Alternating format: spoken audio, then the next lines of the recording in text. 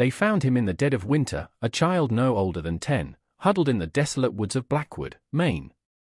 Snow covered everything, a pristine white shroud over a world that was anything but. The year was 1867. A year of horse-drawn carriages, gas lamps, and a pervasive, unshakable belief in the divine order of things. But what happened next, what they discovered about this boy, shattered that order for every soul who witnessed it. His eyes, they weren't the wide, innocent eyes of a frightened child. They held something ancient, something that had seen beyond the veil of time itself.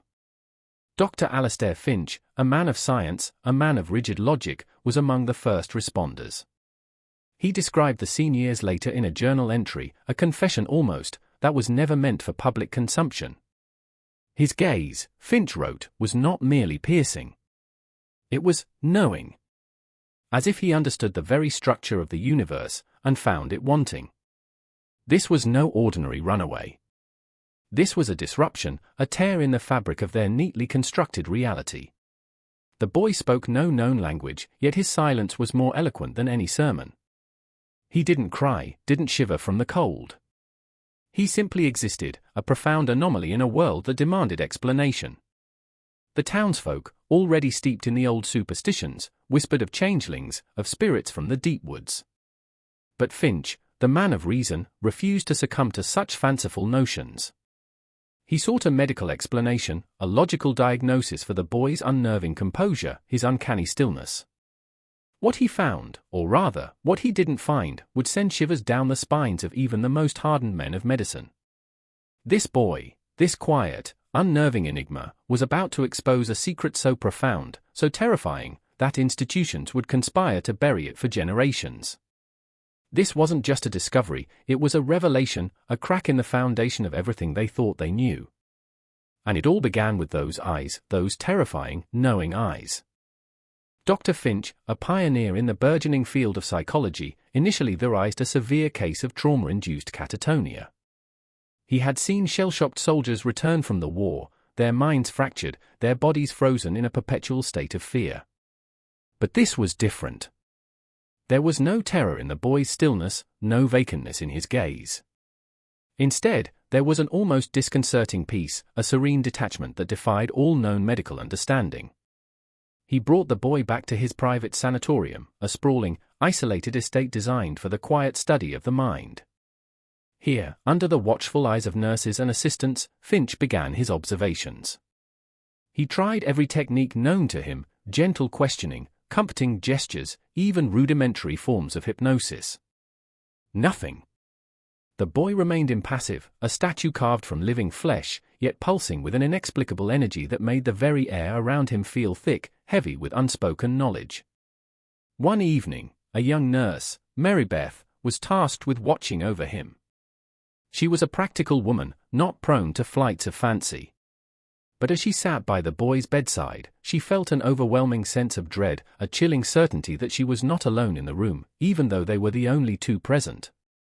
She swore she could hear whispers, not from the boy's lips, but from within her own mind, echoing thoughts she had never dared to articulate, fears she had buried deep. She fled the room in a panic, her screams echoing through the silent halls, convinced she had encountered something demonic. Dr. Finch, ever the scientist, dismissed her claims as hysteria, a byproduct of an overactive imagination fueled by the isolation of the sanatorium. But privately, in the solitude of his study, a seed of doubt began to sprout. He had witnessed the boy's unsettling effect on others, a strange, almost magnetic resonance that seemed to tap into their deepest anxieties. He began to wonder if there was more to this child than met the eye, something beyond the realm of scientific explanation. The boy, who they eventually called Orion because of his starry, distant gaze, never ate, never slept, yet his body remained perfectly healthy, defying all biological imperatives. This wasn't catatonia, this was something entirely new, entirely other. And Finch, for the first time in his distinguished career, felt a cold dread begin to creep into his meticulously ordered world. He was a scientist, yes, but he was also a man, and the presence of Orion was slowly, inexorably, beginning to erode the very foundations of his rational mind. The medical establishment, when finally alerted to Orion's existence, reacted with a mixture of disbelief and outright hostility. Eminent doctors from Boston and New York traveled to Blackwood, armed with their textbooks and their unwavering confidence in the known laws of nature. They performed exhaustive examinations, countless tests. They prodded, measured, and analyzed. And each time, they found nothing amiss. Orion was, by all accounts, a perfectly healthy boy, physically unremarkable, yet profoundly, terrifyingly abnormal. His brain scans, rudimentary as they were for the era, showed no signs of lesion, no tumors, no abnormalities that could account for his state. His vital signs were impossibly stable, almost too perfect, as if his body functioned with an efficiency beyond human capacity. One particularly arrogant neurologist, Dr. Thaddeus Thorne, a man known for his brutal empiricism, declared Orion a hoax, a carefully orchestrated deception. He accused Finch of seeking notoriety, of fabricating a medical marvel for personal gain. But Thorne's bravado crumbled in the boy's presence. During an examination, as Thorne held Orion's wrist to check his pulse, he suddenly recoiled, his face paling, a look of profound terror replacing his usual condescending sneer. He clutched his head, whispering frantically about voices, about forbidden knowledge being streamed directly into his mind. He fled the room, babbling incoherently, and was later found in a state of catatonic shock, muttering fragmented prophecies about the end of days. He never fully recovered. This incident, while hushed up and attributed to a sudden nervous collapse, sent a ripple of unease through the medical community. The dismissals turned into whispers, the skepticism into a chilling curiosity. Finch, now increasingly isolated, realized he was dealing with something far beyond the scope of human medicine. Orion was not ill, he was simply different. He was a living paradox, a biological impossibility that defied every principle of anatomy and physiology. Finch began to suspect that Orion wasn't merely a boy in a strange state, he was a conduit, a vessel for something vast and ancient, something that had chosen this unassuming child in the desolate woods of Maine as its point of entry into their unsuspecting world. The implications of this thought were staggering, terrifying. If Orion was real, then everything they believed about human consciousness, about reality itself, was a meticulously crafted lie. The institutions, the very fabric of their societal understanding, were built on sand. And Orion, with his silent, knowing gaze, was about to unleash a tidal wave that would wash it all away. Finch, a man of science, found himself caught in a maelstrom of the inexplicable. His rational mind wrestled with the increasingly undeniable evidence of Orion's supernatural abilities. It wasn't just the effect he had on others, the way he seemed to project thoughts and fears. It was the subtle, yet profound, shifts in the sanatorium itself. Lights would flicker erratically, even when the gas lines were perfectly stable. Objects would move on their own, not with violent force, but with a gentle, almost deliberate displacement. A book falling from a shelf, a pen rolling across a desk, always just out of sight, always leaving a lingering sense of observation.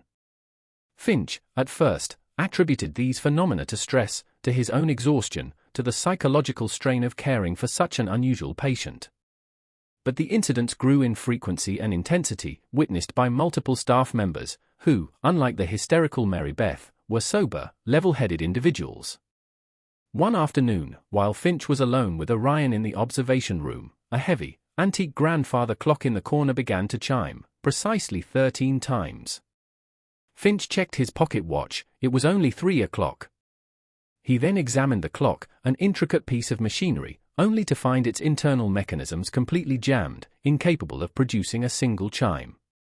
He looked back at Orion, who remained as still and impassive as ever, yet a faint, almost imperceptible smile seemed to play upon his lips. It was then that Finch knew, with a chilling certainty, that Orion wasn't merely influencing minds, he was influencing reality itself. He was bending the very fabric of cause and effect, subtly, silently, reshaping the world around him. This wasn't magic, not in the theatrical sense. This was something far more fundamental, far more terrifying. It was a glimpse behind the curtain of existence, a suggestion that the universe was not as rigid and predictable as they believed. The implications were catastrophic. If a child could do this, what other forces were at play, hidden just beyond their perception? What other laws of nature were merely suggestions, waiting to be broken by a consciousness powerful enough to defy them? Finch began to see the threads, the subtle connections between Orion's presence and a deeper, darker reality.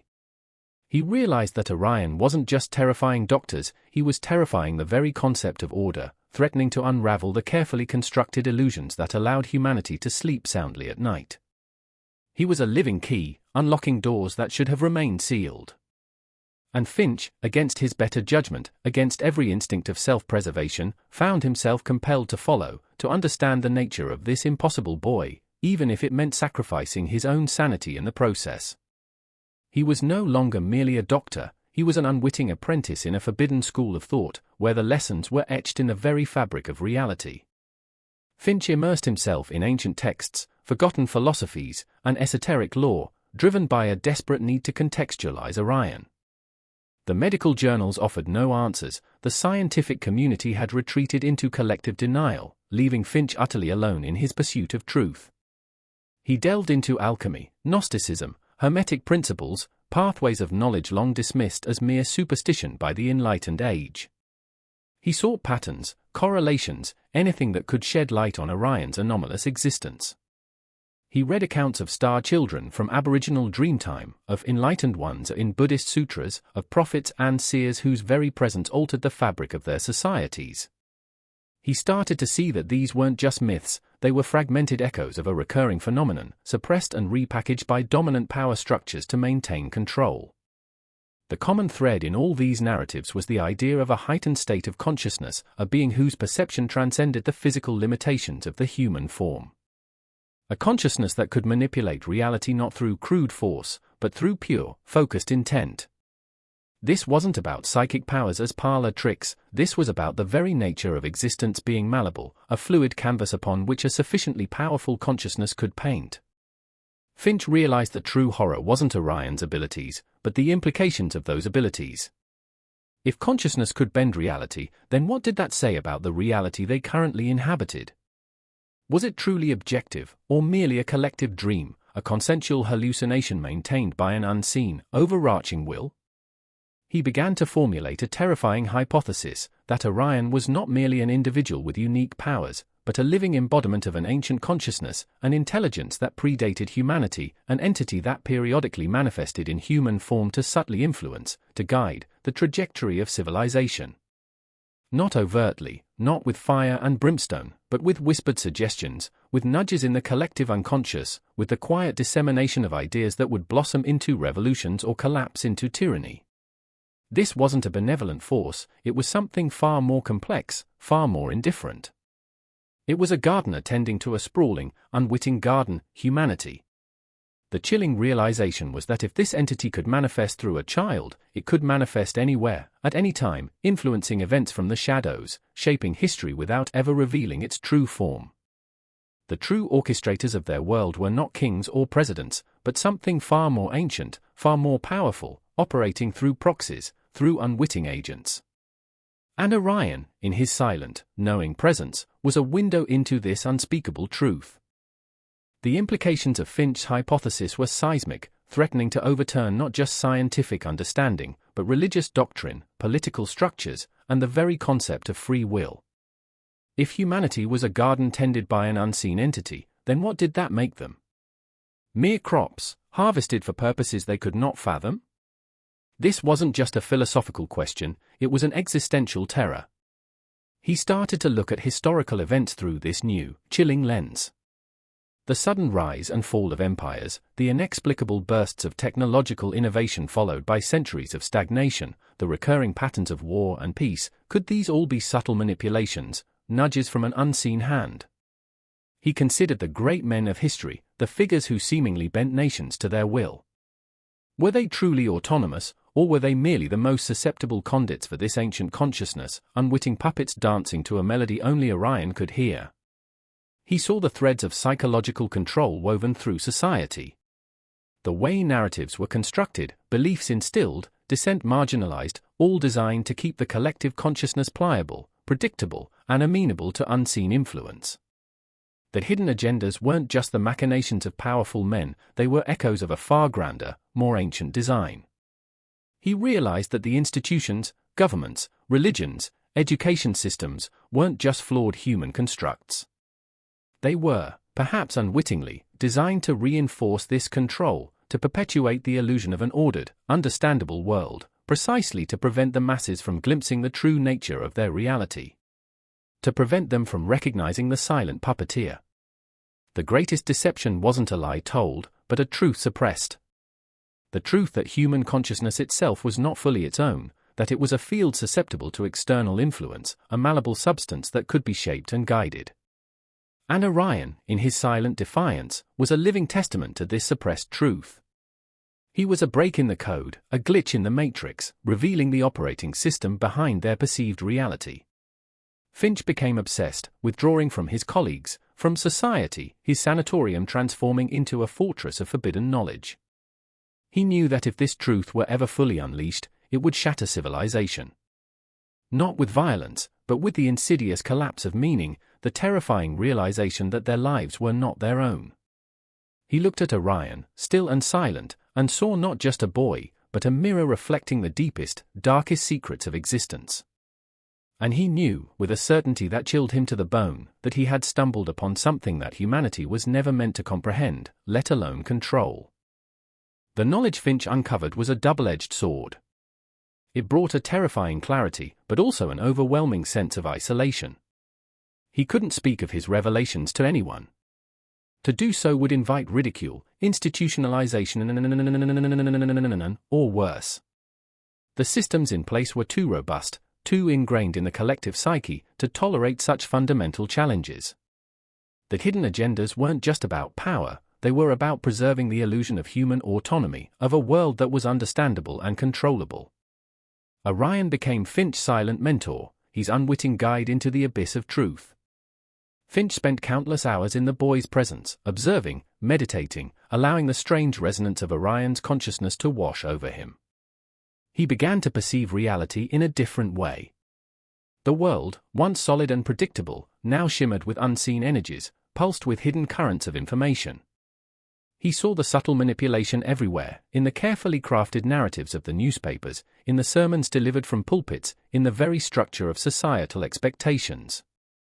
It was a vast, invisible web, designed to channel human thought, emotion, and action along predetermined paths.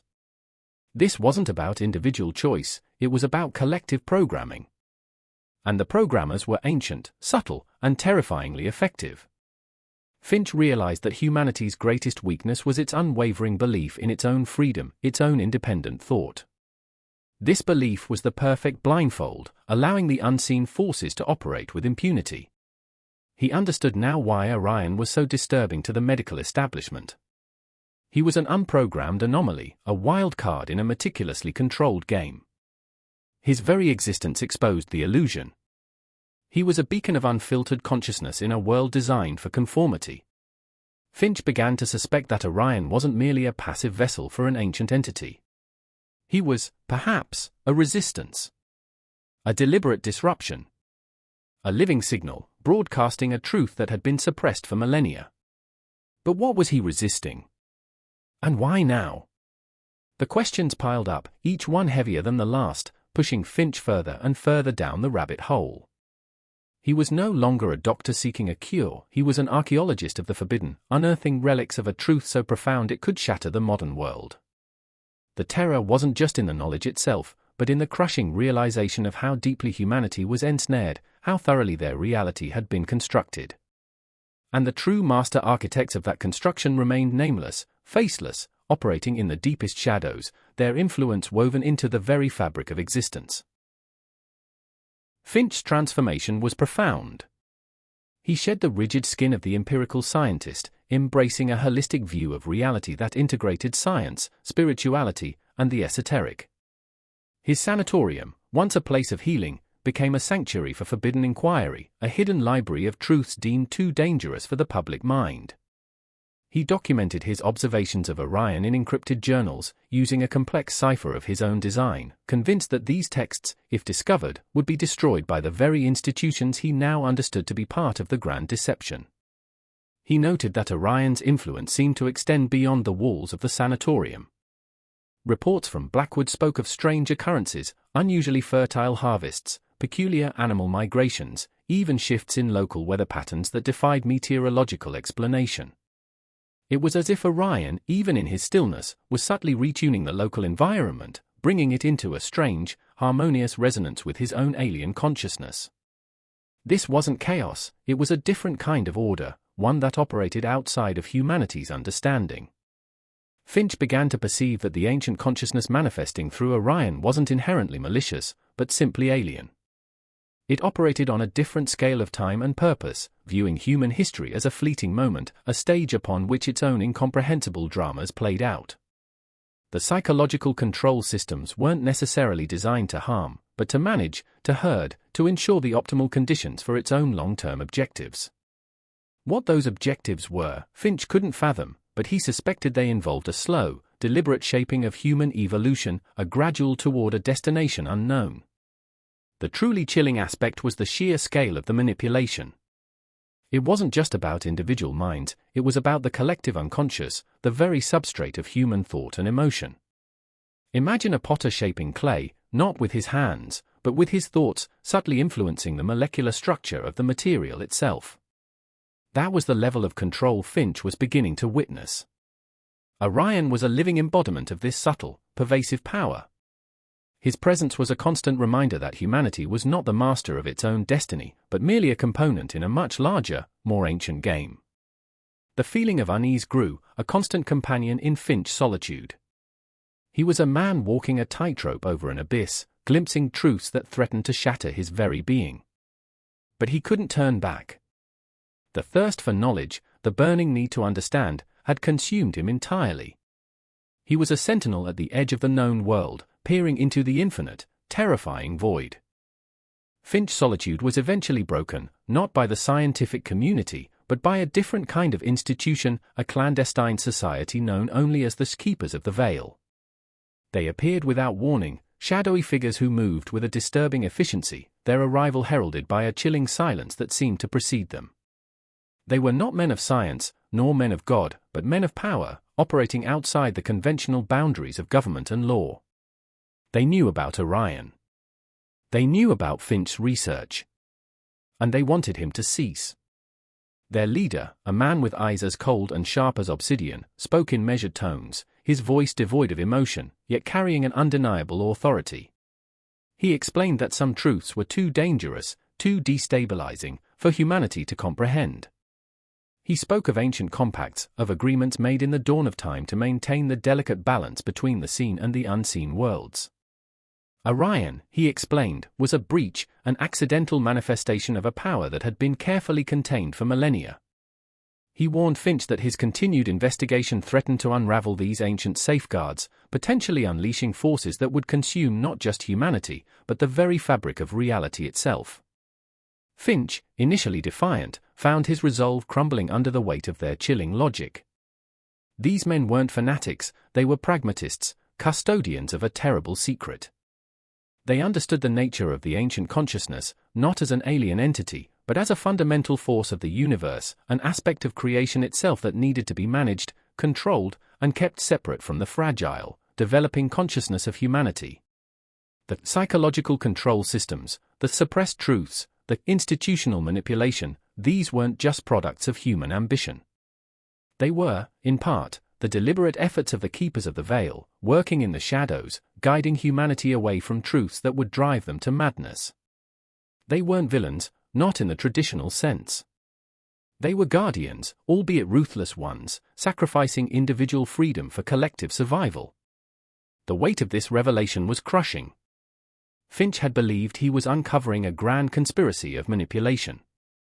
Now, he saw a grand conspiracy of protection, a desperate attempt to shield humanity from a reality it was not yet equipped to handle. Orion, then, was not a resistance, but a pure, unadulterated manifestation of this primal force, a raw, untamed current of existence. The Keepers of the Veil offered Finch a choice: abandon his research, surrender Orion to their custody, and live out his days in quiet oblivion, or face the consequences that the obsidian-eyed man assured him would be swift, silent, and absolute. Finch looked at Orion, still and silent in his room, and saw not a prisoner, but a profound, cosmic truth, a truth that these men, for all their power, still sought to contain. And he knew, with a heavy heart, that he could not abandon the boy, not now. The descent into forbidden knowledge had taken him too far. Finch refused. Not out of bravery, but out of a profound, unshakable conviction that some truths, however dangerous, deserved to be known. He understood the Keeper's motives, but he could not condone their methods, their systematic suppression of reality. He believed that humanity, eventually, had to face the truth of its existence, however unsettling. The obsidian-eyed man simply nodded, a flicker of something unreadable in his gaze. There was no theatrical threat, no dramatic pronouncement. Just a quiet, chilling understanding. The veil, he stated, his voice barely a whisper, exists for a reason, Doctor. You seek to tear it down. And for that, there will be a price. The Keepers disappeared as silently as they had arrived, leaving Finch alone with the unsettling knowledge of their existence and the implicit threat of their return. He knew his time was limited. He redoubled his efforts, his fear now sharpened into a desperate urgency. He understood that the ancient corruption he had initially perceived wasn't necessarily an evil force, but the entropy of reality itself, a fundamental cosmic principle that the Keepers sought to manage. The institutional manipulation was not solely human in origin, but a vast, transgenerational effort, a secret history woven into the tapestry of the public record. He realized that the very absence of certain information, the vast lacunae in recorded history, spoke volumes. What had been deliberately omitted?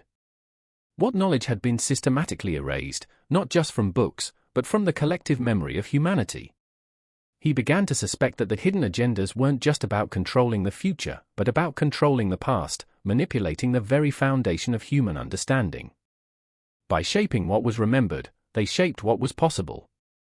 Orion, in his uncanny awareness, was a living record of these suppressed truths, a silent archive of the forgotten. Finch believed that if he could unlock the secrets of Orion's consciousness, he could access this forbidden history, these lost narratives. He started to experiment with direct mental communication, not through words, but through intent, through pure consciousness. He would sit for hours, his mind open, attempting to merge with the boy's extraordinary awareness. It was a perilous journey, a descent into the depths of a mind that was not human, a mind that resonated with the echoes of creation itself. He often returned from these mental excursions disoriented, plagued by fragmented visions of impossible geometries, of civilizations that rose and fell in moments, of stars burning out and being reborn. He saw glimpses of beings of pure light, of titanic forces shaping galaxies with a mere thought. He saw the universe as a vast, living tapestry, and humanity as a minuscule, fleeting pattern within it. And he knew, with a chilling certainty, that the Keepers of the Veil were right about one thing: the full, unadulterated truth was enough to drive a man mad. But for Finch, madness was a small price to pay for the terrifying clarity of understanding. He was no longer just searching for answers, he was merging with the question itself. Finch's mind was becoming a bridge between two realities, the mundane world of 1867 and the infinite, terrifying expanse of Orion's consciousness. He experienced moments of terrifying lucidity, where the veil between dimensions thinned, and he could perceive the subtle energies that permeated everything. The whispers he once attributed to hysteria, he now understood as echoes of the cosmic hum, the background radiation of creation itself. He realized that Orion wasn't merely a conduit for an ancient entity, but was, in essence, a part of it. A fractal splinter of a vast, intelligent consciousness that existed beyond linear time. This entity wasn't just influencing humanity, it was woven into the very fabric of existence, a fundamental force of the universe. That ancient corruption wasn't a decay, but a form of energetic signature, a deep-seated resonance that affected everything it touched, from the smallest atom to the grandest galaxy. It was the principle of change, of evolution, constantly reshaping and reforming. And the Keepers of the Veil, in their attempt to contain it, were trying to halt the very tide of cosmic evolution. Their efforts, while born of a desire for stability, were ultimately futile. They were trying to preserve an illusion of stasis in a universe of constant flux. Finch started to understand the psychological control systems not as a means to suppress information, but as a way to direct humanity's evolutionary path. By limiting their perception, they were shaping the collective unconscious, preventing it from awakening to the overwhelming truth too quickly. The problem wasn't the truth itself, but humanity's unpreparedness for it. Imagine a child being shown the complex equations of quantum physics. The knowledge itself isn't harmful, but the child's mind is not yet developed enough to process it. That was the essence of the Keeper's mission. They were, in a twisted sense, protecting humanity from itself, from the shattering impact of an ultimate reality. But Finch saw a different path. He believed that the path to true evolution lay not in suppression, but in gradual, guided awakening. Orion was the key to this awakening. His presence was not a breach, but an opportunity. An opportunity for humanity to finally transcend its limitations, to expand its consciousness beyond the confines of the familiar. But this awakening would not be gentle. It would be a cataclysm of perception, a complete dismantling of everything they held sacred. He knew that the Keepers would never allow this. Their mandate was stability, control, the maintenance of the status quo. Finch, however, was now operating on a cosmic scale, his allegiances shifting from humanity's comfort to its ultimate potential. He was playing a dangerous game, one that could either lead to humanity's transcendence or its utter annihilation. The silence of Orion was no longer terrifying, it was a profound, echoing symphony of truth, a call to a destiny that humanity was both destined for and utterly unprepared to face. The merging of minds, the silent communion between Finch and Orion, became his solitary purpose. Through this perilous connection, he accessed not just fragmented visions, but coherent streams of information, ancient memories that weren't his own, yet felt undeniably real. He saw Earth as it was millennia ago, a vibrant, raw planet teeming with life forms unimaginable to the modern mind. He saw civilizations rise and fall, not with the slow grind of history, but with the sudden, cataclysmic shifts of a dream. He witnessed the genesis of human consciousness, not as a random biological accident, but as a deliberate spark, planted by an intelligence that transcended time and space. He understood the suppressed truths to be the fundamental nature of reality itself, that consciousness is primary, not secondary, to matter. That thoughts are not mere internal processes, but energetic constructs that shape the world. That the universe is not dead and mechanical, but alive, intelligent, and deeply interconnected. The ancient corruption he now saw as the forgetting, the deliberate severing of humanity from its true heritage, its innate connection to the cosmic intelligence. This wasn't a punishment, it was a necessary step, perhaps, to allow for independent development, for the growth of a unique human perspective. But the severing had gone too deep, lasting too long. Humanity had become lost, adrift in a self-created illusion, believing itself to be separate, alone, and utterly insignificant. The institutional manipulation he now understood as the mechanisms by which this forgetting was enforced. Religions, while offering solace, also compartmentalized the divine, placing it outside of humanity. Governments, while providing order, also centralized power, discouraging individual empowerment. Scientific dogma, while advancing knowledge, also created rigid boundaries, dismissing anything outside its narrow framework as impossible. All serving to keep the true nature of human potential, and the true nature of reality, safely out of reach. Orion, he realized, was more than a breach, he was a living memory. A vessel for the remembrance of these truths. His stillness was not inaction, but profound contemplation, a silent broadcast of information that was slowly, subtly, beginning to awaken the dormant consciousness of those around him. Finch felt this awakening within himself. He felt his own consciousness expand, his perception sharpen, his understanding deepen. He saw the fear and control exercised by the Keepers of the Veil not as an ultimate evil, but as a limited perspective, a desperate attempt to maintain an outdated paradigm. They feared the chaos of awakening, but Finch now understood that chaos was merely transformation in progress. He was no longer just a man discovering a secret, he was becoming a part of the secret itself, a living testament to the possibility of human transcendence. And the deeper he delved, the more he understood that the power of awareness, the power of knowing, was the most dangerous weapon of all. The profound connection with Orion began to manifest physically, subtly at first, then with increasing intensity. Finch found his own needs diminishing. He required less sleep, less food, his body operating with a strange, quiet efficiency that mirrored Orion's own. His mind, however, was in a constant state of heightened activity, absorbing, processing, and integrating the cosmic data streaming through his connection with the boy. He felt his senses expand. Colors seemed more vibrant, sounds more intricate, the very air around him alive with unseen vibrations. He could perceive the subtle shifts in human emotion, the undercurrents of thought that lay beneath spoken words. He was becoming more like Orion, less human in the conventional sense, more a bridge between two states of being. This transformation was both exhilarating and terrifying. He was shedding his old self, dissolving the boundaries of his individuality, merging with a grander, more ancient consciousness.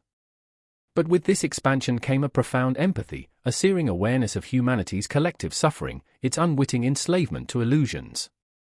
He saw the forbidden history not as a series of isolated events, but as a continuous narrative of forgotten wisdom and deliberate suppression, a story repeated across countless cycles of civilization. He understood the psychological control systems as evolving, adapting mechanisms, becoming more sophisticated with each passing age, always designed to manage the flow of information and the scope of human imagination. They adapted to technology, to social shifts, always finding new ways to subtly steer the collective mind. That ancient corruption was the insidious erosion of genuine self-mastery, replaced by the pursuit of external power, material wealth, and fleeting gratification, all distractions from the deeper, more profound inner work required for true awakening. And that institutional manipulation wasn't just overt control, but the subtle shaping of culture, art, and even scientific inquiry, ensuring that only certain narratives were promoted, certain discoveries funded, certain questions deemed legitimate. Finch realized that the greatest chains were not forged in iron, but in the mind. They were the invisible prisons of belief, fear, and limited perception. Orion, in his silent presence, was dismantling these chains, not with force, but with the sheer, undeniable presence of unfiltered truth. He was a living catalyst, accelerating the process of awakening, both for Finch and for the unwitting world beyond the sanatorium. The terror was in the understanding that this awakening would be painful, chaotic, and revolutionary. It would dismantle not just institutions, but identities, worldviews, and the very concept of what it meant to be human. And Finch, now inextricably linked to Orion, knew he was destined to be a part of this unfolding cosmic drama, a witness and a participant in the profound transformation of humanity. The descent was complete, he was now fully in the abyss, gazing back at the receding light of the world he once knew. The keepers of the veil, those silent custodians of the old order, returned. This time, their approach was direct, their intent unequivocal. They no longer sought merely to warn, they sought to eliminate the threat Finch and Orion posed. They understood that Finch's transformation, his merging with Orion's consciousness, had amplified the boy's disruptive potential. He was no longer just an anomaly, he was becoming an active agent of change, capable of articulating the forbidden knowledge he was accessing. Their methods were precise, clinical. They cut off all supply lines to the sanatorium, severed all communication, and systematically dismantled Finch's network of discreet contacts. The isolated estate became a siege, a battleground for the control of ultimate truth. Finch, however, was prepared. His enhanced perceptions allowed him to anticipate their moves, to see the intricate dance of their shadowy tactics. He understood that their power lay in stealth, in secrecy, in operating beyond the gaze of public awareness. He used the subtle influences of Orion, the strange, localized distortions of reality, to his advantage. Lights flickered to life and died on command, doors locked and unlocked themselves, and the very air within the sanatorium became heavy with an oppressive, disorienting energy that seemed to drain the resolve of the keeper's agents. He realized that the ancient corruption wasn't just a forgetting, but an active force working against awakening, an inherent resistance to change within the cosmic order itself. The keepers were merely its human instruments, unconsciously serving a deeper, more pervasive principle of stasis. Their institutional manipulation was not just about control, but about reinforcing the very illusion of separateness, of fragmentation, preventing the collective mind from recognizing its inherent unity. And the hidden agendas weren't just about earthly power, but about maintaining a certain vibrational frequency for humanity, a frequency that kept it amenable to manipulation and unaware of its true potential. This was a battle for the soul of humanity, a conflict over the very definition of reality. Finch, now stripped of his scientific identity, stood as a lone sentinel against the forces of suppression, guided by the silent wisdom of Orion. He knew that even if he failed, the seed of truth had been planted, and it would eventually sprout, regardless of the Keeper's efforts. The game was larger than any single individual, larger than any single era. It was a cosmic war, waged not with weapons of steel, but with information, with perception, with the very fabric of consciousness itself. And Finch, alongside Orion, was now a crucial player in this ultimate struggle. The descent was now a full-blown confrontation, a clash between the custodians of illusion and the heralds of undeniable truth. The conflict wasn't fought with lead and powder, but through the psychic weight of the atmosphere itself. As the Keepers tightened their perimeter, the sanatorium began to vibrate with a low-frequency hum that seemed to bypass the ears and resonate directly in the bone marrow. This was the sound of the veil stretching, a physical manifestation of the mental pressure being applied by the Keepers to recontain the breach.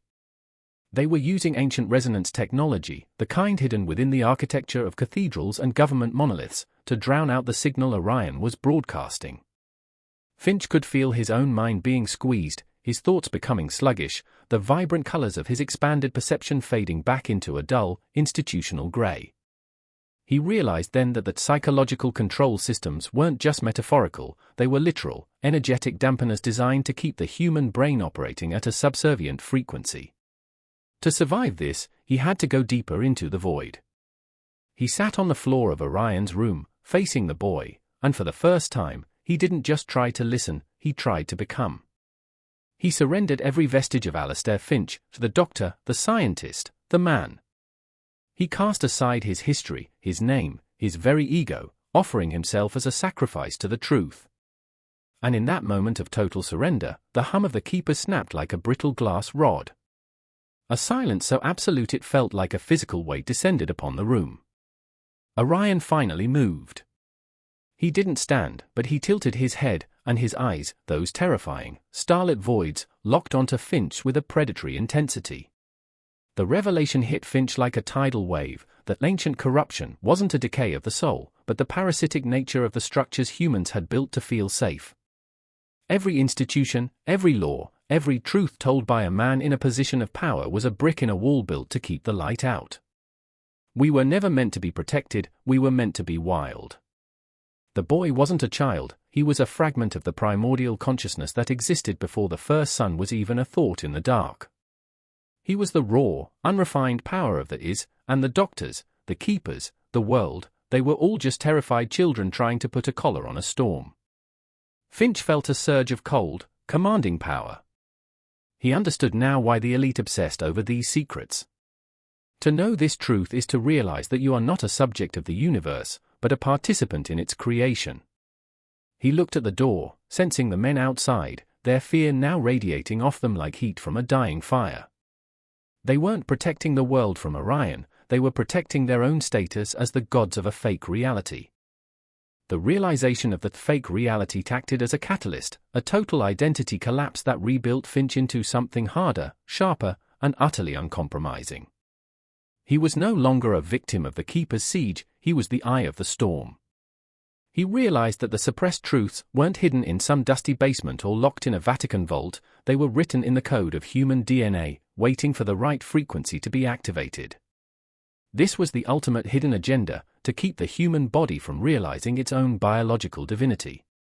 The medical establishment he had served for decades was nothing more than a priesthood of limitation, prescribing cures that were actually inhibitors, keeping the human spirit in a manageable state of chemical and psychological sedation.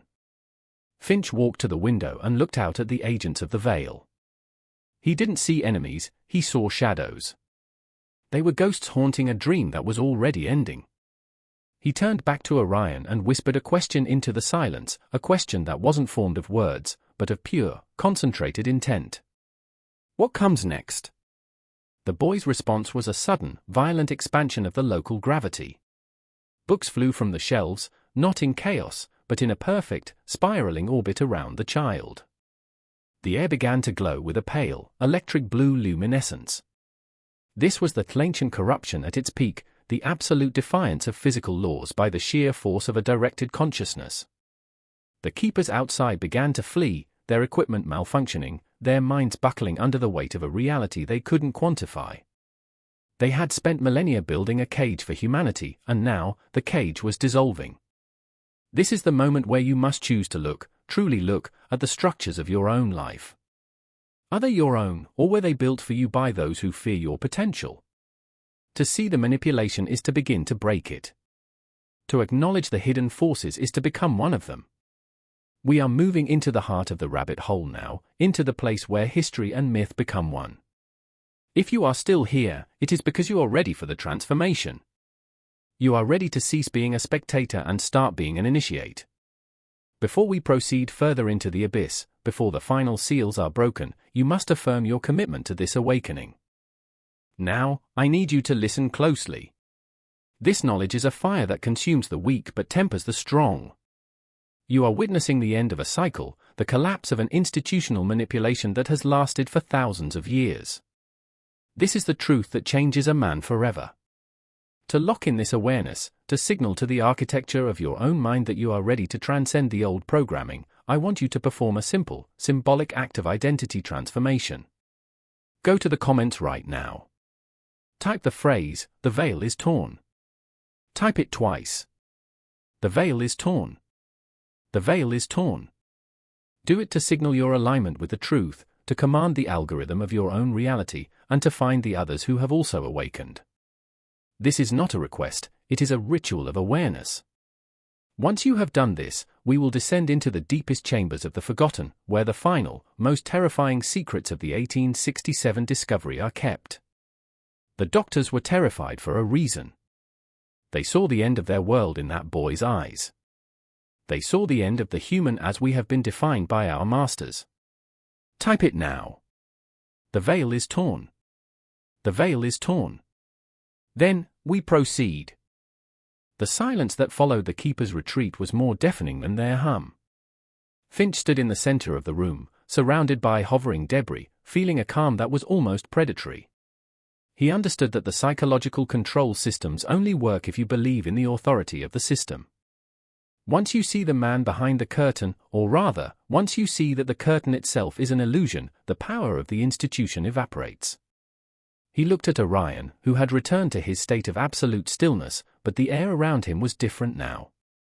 It was thin, as if the physical world was being stretched to its breaking point. Finch began to transcribe the final revelations, the ones that would eventually be burned by the authorities, leaving only fragmented myths of the Blackwood boy. He wrote of the ancient corruption not as a sin, but as a biological imprint left by the architects of this reality, a limit on the human lifespan and the human mind to ensure that no man could ever live long enough to truly master himself. This was the ancient corruption, the theft of our immortality. The discovery in 1867 wasn't just a boy with powers, it was a genetic reset that had somehow bypassed the inhibitors. Orion was what we were all supposed to be before the suppression began. He was a human without the governor installed on his engine. This is why the doctors were terrified. If one child could do this, if one mind could reshape matter and perceive the hidden currents of the stars, then the entire structure of labor, debt, and governance would collapse. A man who can master his own reality cannot be ruled. A man who understands his own divinity cannot be sold a religion or a war. The secret of the boy in 1867 was the secret of your own untapped potential. That hidden agenda of history has been to prevent exactly this realization.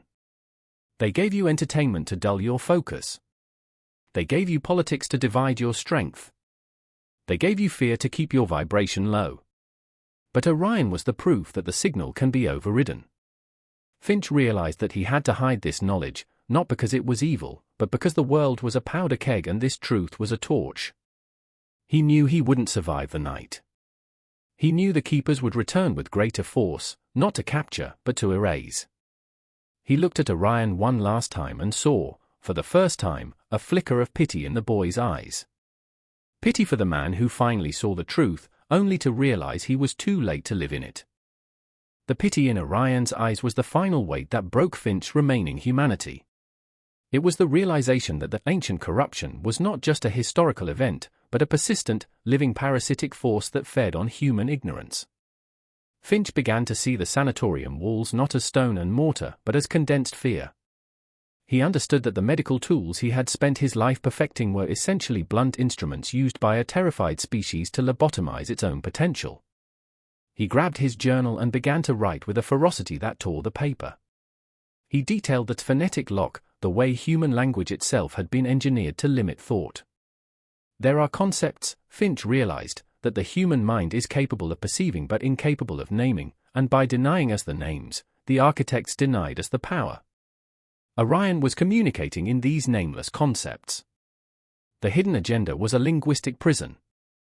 Every word we speak is a boundary we accept. As he wrote, the air in the room grew cold, not the cold of winter, but the cold of deep space, the void between the stars. The boy's stillness had become so profound that he seemed to be receding from the physical plane, a fading image on a dying screen. Finch knew that the psychological control systems were about to reboot.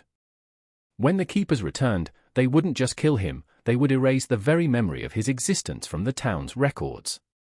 They would replace the truth of 1867 with a sanitized ghost story, a tall tale to frighten children, burying the reality of the boy who terrified the world. He looked at his hands and saw them trembling, not with fear, but with the sheer effort of holding on to his own identity. The transformation was nearly complete. He was no longer a doctor observing a patient, he was a witness to the unfolding of a new eon. He understood now that the suppressed truths were the only thing that could save a man, but they were also the thing that would destroy his life as he knew it. You cannot go back to the farm once you have seen the layout of the entire world. You cannot obey the master once you realize the master is just as much a prisoner as you are. As the candles in the room flickered and died, replaced by that haunting, internal luminescence, Finch saw the great architecture of manipulation. It was a vision of history not as a timeline, but as a series of concentric circles, all designed to keep the human soul at the center, trapped in a loop of birth, toil, and death. That ancient corruption was the introduction of linear time itself, the lie that we are moving toward a future, rather than existing in an eternal present of infinite power. The boy, Orion, existed outside that circle. That was why he didn't eat, he was fueled by the vacuum. That was why he didn't sleep, he was the dreamer who had woken up. Finch realized that the institutional manipulation of 1867 was the blueprint for the entire 20th century to come. The control of energy, the control of medicine, the control of the narrative, it all started here, in this room, with a desperate need to hide what this boy represented. The keepers of the veil were the precursors to the invisible government that would eventually dictate the fate of nations. They weren't interested in gold or land, they were interested in the frequency of submission. They needed to ensure that the human brain never resonated at the same level as Orion's. They needed to keep us in the beta state, the state of constant, low-level anxiety that makes a man easy to lead. Finch stood up, feeling a strange lightness in his chest. He walked toward the boy, and as he approached, the gravity in the room shifted again. He was no longer walking on the floor, he was moving through a medium that felt like liquid light. He realized that self-mastery was not about controlling one's habits, but about overriding the biological software installed by the controllers. It was about reclaiming the forbidden history of our own anatomy. The doctors were terrified because they saw that their entire science was a lie, a set of rules designed to keep the engine of the human spirit running at 10% capacity. Finch reached out his hand to touch the boy's shoulder, a gesture of both goodbye and initiation. The moment his skin touched the boy's coarse wool tunic, the sanatorium exploded, not in fire, but in information. Finch didn't just see the history of the world, he was the history of the world. He felt the sting of every lash ever laid on a slave's back, he felt the cold triumph of every tyrant who ever sat on a throne. But beneath it all, he felt that silent pulse, the original frequency of the human soul before the ancient corruption took hold. It was a roar of pure, unadulterated power.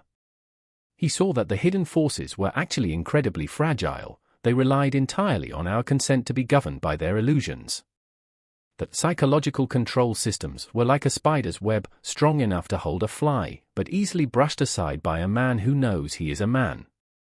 This is the secret they never meant for you to hear. The elite are not powerful because of their wealth or their bloodlines, they are powerful because they have convinced you that you are small.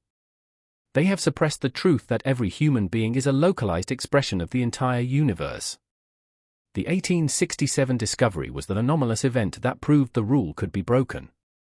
Orion was a system error in the matrix of control. Finch saw the faces of the keepers as they gathered outside, their masks of authority slipping to reveal the panicked animals underneath. They knew that if Finch stepped out of that room with the knowledge he now possessed, the world as they had constructed it would dissolve. They weren't fighting for morality, they were fighting for their lives. That ancient corruption was a virus, and Finch was now the cure. He withdrew his hand, his eyes now reflecting the same starlight as the boy's. He understood his role. He wasn't meant to save the boy, he was meant to become the signal. He sat back down and picked up his pen for the final time. The descent into the forbidden was over. He was now in the bedrock of reality.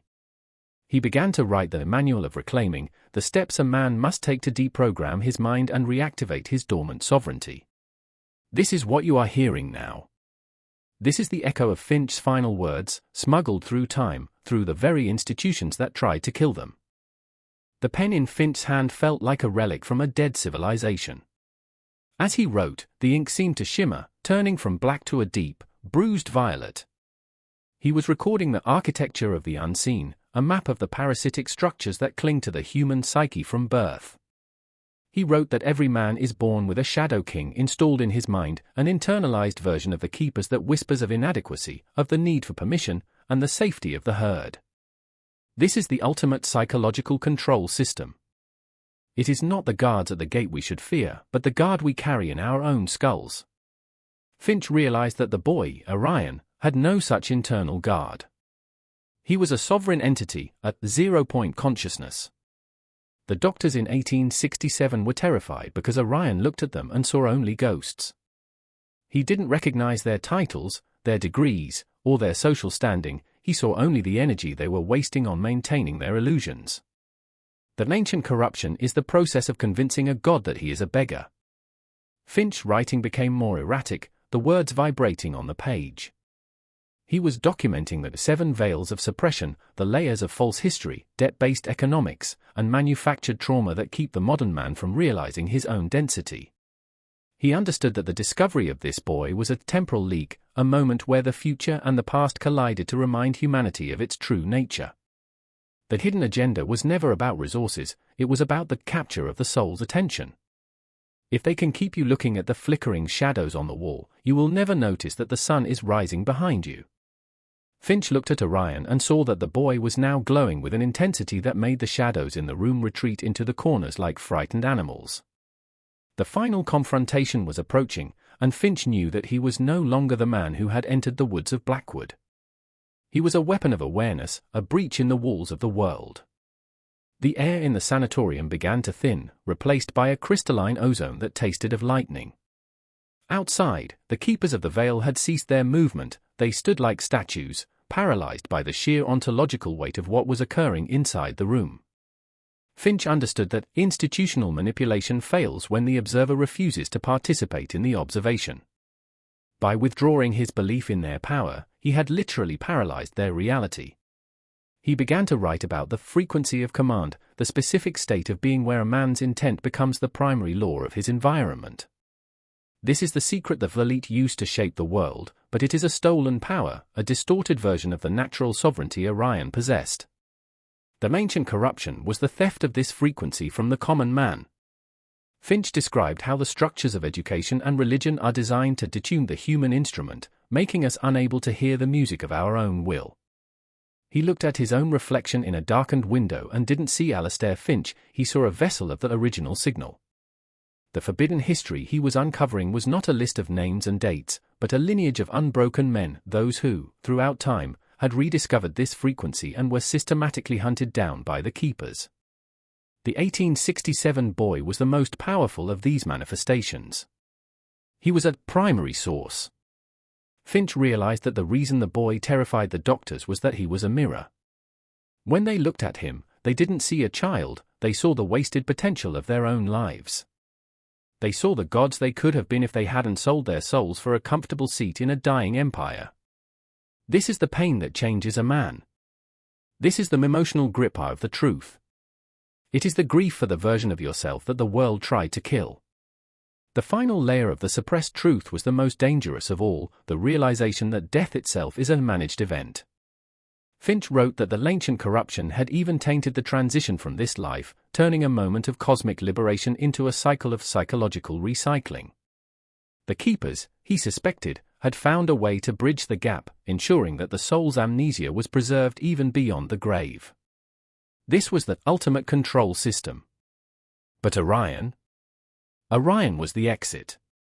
His presence was a void gate, a point where the recycling process stopped. Anyone who came into contact with him was fixed, their soul memory restored, their identity locked into its eternal form. This is why the keepers were desperate to erase him. He wasn't just a threat to their government, he was a threat to their harvest. Finch felt his heart pounding in his chest, a rhythmic reminder of his remaining biological ties. He was recording the exit protocols, the mental shifts required to bypass the traps of the institutional mind. He wrote about that sacred defiance, the moment a man says no to the entire constructed reality and means it with every fiber of his being. This no is the most powerful word in any language. It is the word that tears the veil. The hidden forces thrive on yes. They thrive on your agreement, your compliance, and your participation. But Orion was a living no.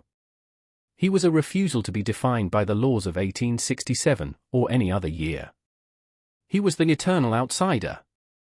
Finch finished the page and realized that the room was now silent. The humming had stopped. The flickering had stopped. The keepers outside had vanished.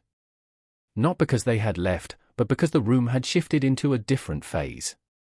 They were in the sanctum of the forbidden now, a pocket of reality where the truth was the only thing that had weight.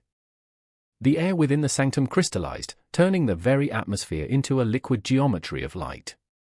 Finch looked at his hands and saw that the ink from his journal was no longer sitting on the paper, it was suspended in the air, forming three-dimensional symbols that pulsed with a life of their own.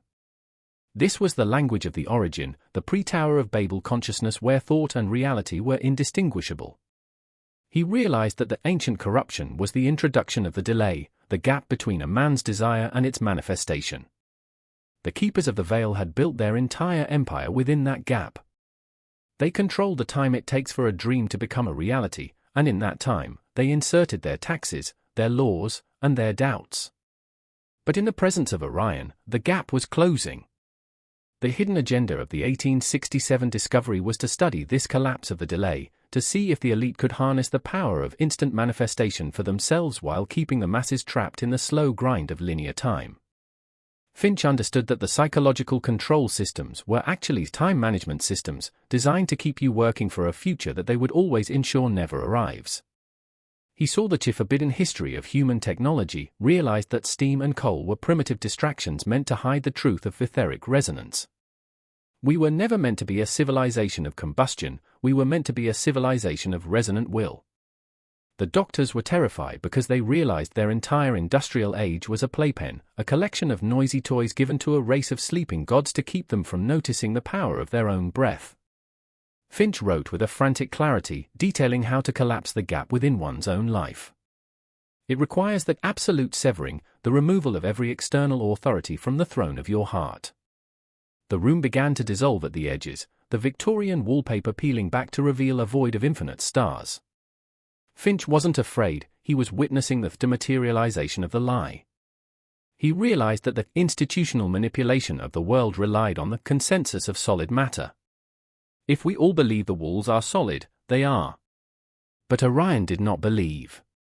To the boy, the sanatorium was as thin as smoke, a temporary arrangement of atoms held together by a fading collective dream. The ancient corruption was the hardening of the world, the petrification of consciousness into a state where we value the object over the essence. Finch saw the suppressed truth of alchemy. It wasn't about turning lead into gold, it was about turning the dense mind into the liquid spirit. The 1867 boy was the universal solvent. Everything he looked at began to return to its original, fluid state. The hidden forces of the world are the preservers of density. They want you heavy. They want you anchored to your possessions, your identity, and your fear of death.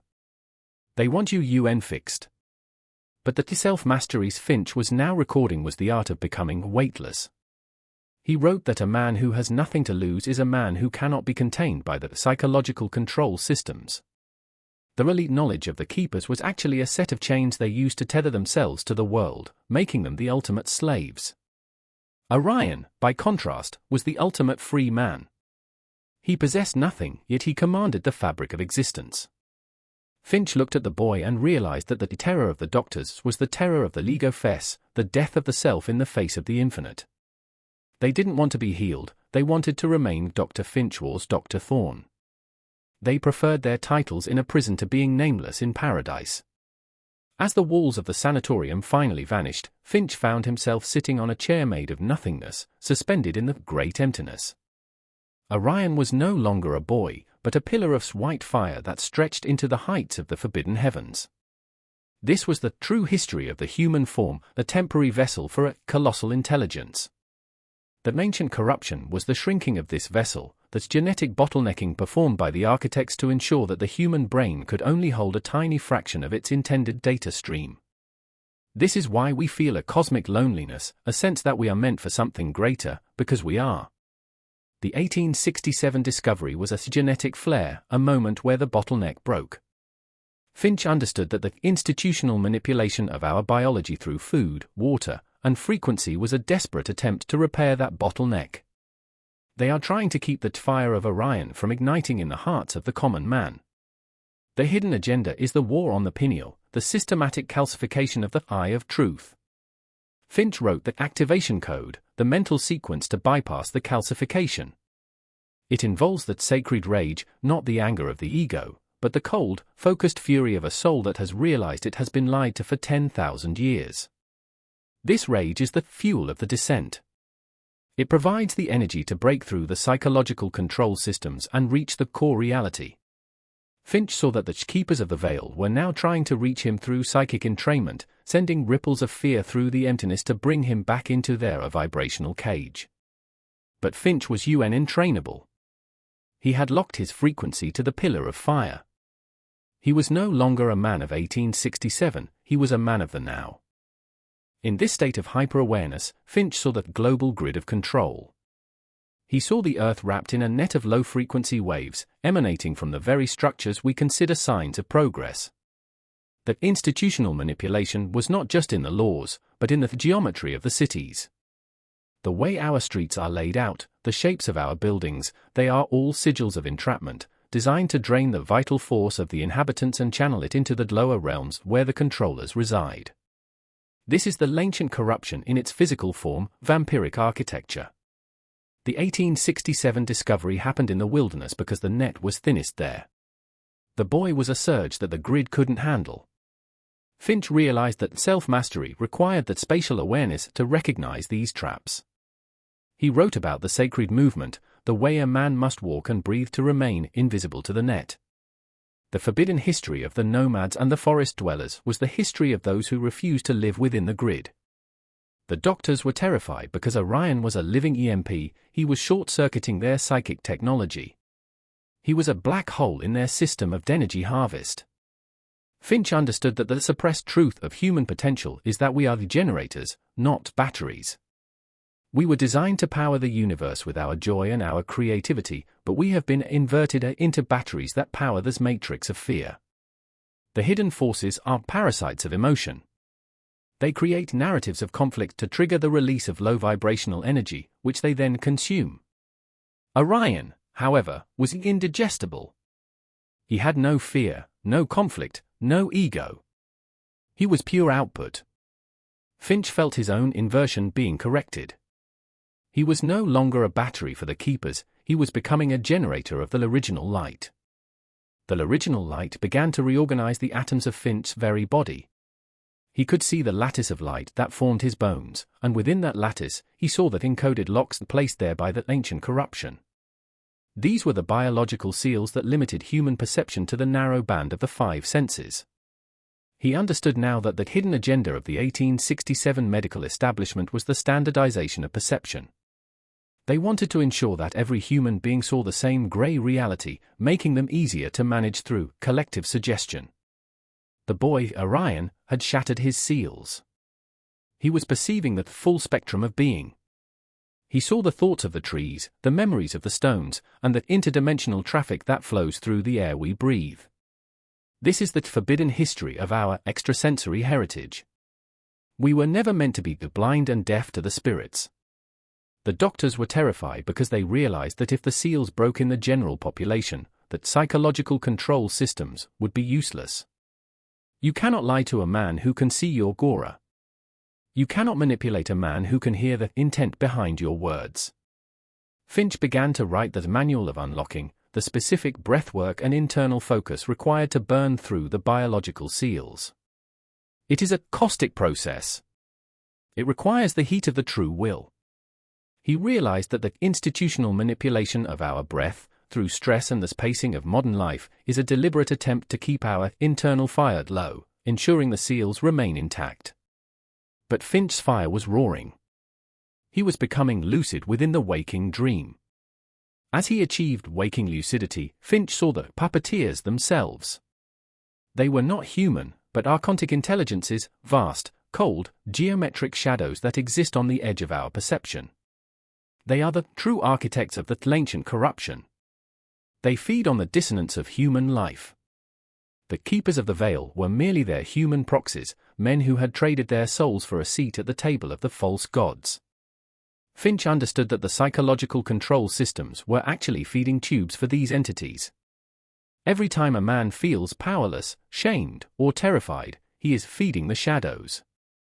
The 1867 discovery was a poisoning of the well for these entities. Orion was a high-frequency toxin to them. His presence was dissolving the shadows, forcing the archontic intelligences to retreat from the Blackwood area. This is the deepest secret of the forbidden history. The world is not being ruled, it is being mined. And we are the law. The self-mastery Finch was recording was the art of becoming energy independent. To stop being Orph and start being the alchemist. He wrote that the Archons have no power over a man who has integrated his shadow and reclaimed his sovereignty. They can only influence you through the unexamined parts of yourself. Orion was wholeness. He was indivisible.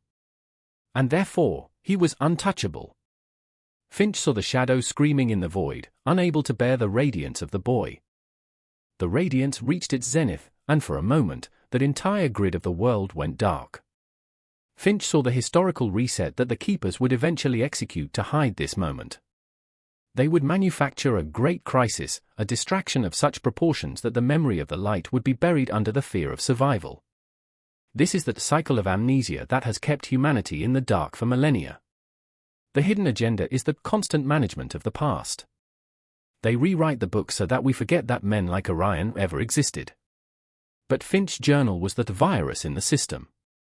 He was writing into the collective unconscious, planting seeds of remembrance that would lie dormant for 160 years, waiting for a generation strong enough to water them with awareness. You are that generation. You are the recipients of the Blackwood signal. The institutional manipulation is failing because the frequency of the earth is rising. The ancient corruption can no longer hold the density. The seals are cracking on their own. Finch realized that his death was not an end, but a distribution. His consciousness would shatter into 1,000,000 fragments, each one finding a home in the mind of a seeker of truth. He was no longer Dr. Alistair Finch. He was the ghost in the machine. He looked at the pillar of fire that was once the boy and saw a doorway. The doorway was the final mystery. It was the exit from the construct. Finch realized that the ancient corruption only exists as long as we value the experience of the body over the freedom of the spirit. That psychological control systems are the walls of the playroom. To leave, one must simply stop playing the game. The 1867 boy was that way shower. He didn't come to fix the world, he came to show the way out. The doctors were terrified because they realized their world of science and logic was just a waiting room in a cosmic terminal. They weren't ready to board the train. They were attached to the waiting room. Finch stood up and walked toward the pillar of fire. He felt that final dissolution of the ego. He was no longer a man with a history, a name, or a burden. He was pure intent returning to the source. He wrote the last sentence of his journal, a sentence that would be psychically imprinted on the site of the sanatorium forever. The prison is open, but only the brave will walk through the door. The hidden forces tried to grab him one last time, reaching out with tendrils of guilt and regret, but there was nothing for them to hook into. Finch had cleaned his soul. He was frictionless. He stepped into the fire. The fire did not burn, it remembered. As Finch merged with the Orion frequency, the sanatorium in 1867 vanished in a flash of non-linear light. To the outside world, the building was struck by a freak bolt of lightning and burned to the ground in minutes. No bodies were ever found. The keepers of the veil spent decades trying to exorcise the site, building monuments of heavy stone and dark history to suppress the resonance, but the signal remained. It is there now, in the quiet places of your own mind. That ancient corruption is still trying to reassert control, using the modern equivalents of the 1867 doctors, the media, the tech giants, and the pharmaceutical priesthood. But the information is out. The veil is torn. You now possess the forbidden history of your own divine anomaly. You are the inheritors of the 1867 secret. The psychological control systems are visible to you now. And once a control system is seen, it loses its power. You are no longer law. You are the alchemist. You are the generator. You are the sovereign. The descent is over. The awakening has begun. Walk through the world as a man of the signal. Let your presence be the disruption. The archons are fleeing the light of your awareness. You are fixed in the eternal now. The story of the boy is the story of you. Now, go and remake the reality they tried to steal.